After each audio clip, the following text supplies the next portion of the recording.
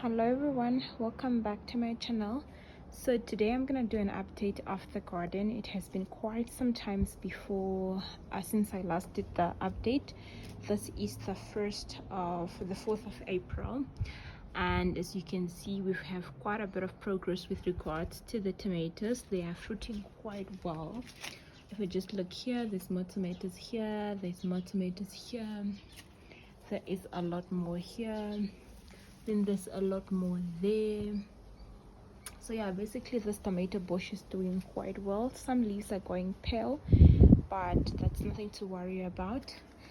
Then there is this aloe. It has now a bit of many saplings here. So this is the aloe vera that's here. We're using it, we're growing it for face and hair related product. Then we have some butternut here, and you can see it has started fruiting there and somewhere there. This is the mint. It hasn't recovered, it's burning. This is the basil, and it has also a bit somewhat stagnant. This is spring onions, but we've harvested quite a few, but it's doing also somewhat all right. You have your marigold here that's also beginning to sort of mature. Oh, it's beginning to mature. As you can see, some of this needs to form seeds, so I might stop watering it, but there's still new bulbs that are forming. So it's been quite some time. This is the spring onions we've harvested today, so we can transplant the rest. Thus in here is our lush green African Ibed chili. It's doing quite well. Here we have another pumpkin plant, not pumpkin but squash. This one seems to be dying. I don't think it's gonna make it, but if you look here, we have this lush green nice butternuts there. We also have some lush green butternuts there and some butternut there. So basically this is this portion of the garden, and it's the front view. It's doing quite well. All right, so then we're gonna start on this side of the garden again. We have a lot of tomato plants. These are the tomato plants I was supposed to give away to friends and family that never picked them up, but nonetheless they are in small containers, but they seem to be doing well, because if you look there and there and on top there, they are really flowering. Then in here we've got some green pepper. I have pruned them so that they can sort of grow a bit bushy. So all of these are green peppers, all of these are green peppers. Then I'm gonna step back. Our sunflowers are officially blooming. We only had 3 sunflowers and they popped this morning. That's why I'm doing this update. And in here we have this red pepper that we've been harvesting. So far we've harvested about 5 of them, and the aloe vera in here is also doing quite well. As you can see, the leaves are getting a bit bigger and thicker. Then we also have this chili. I forgot, I think it's the tracer. This is big thick chili. This chili bush was struggling, but it's actually coming all right. It was damaged when I got it, that's why it's a bit struggling. Then we move on. Here we have more green peppers in smaller plastic bags, and then we have this what is this, the name of the chili, something slender cayenne pepper or something. So it was initially shedding a lot of flowers, but if you can see, it's beginning to retain some fruits. And there's a few that are red here already at the bottom, so it's sort of beginning to correct its shedding process. So I'm glad that it's finally coming along. It has quite a lot of flowers, therefore I'm not too worried about the shedding, because there's quite a lot that is going to remain amidst all of this. Okay, then we have more tomatoes here. This is grown in a 50 kg bag where the compost came from. So if I just take a step back, this is how that portion of the garden looks. Okay, then we have more chilies here. These are African bed eye chilies that I transplanted.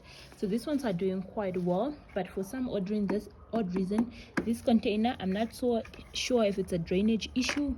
These two are looking a lot pale, but this one seems to be doing quite well.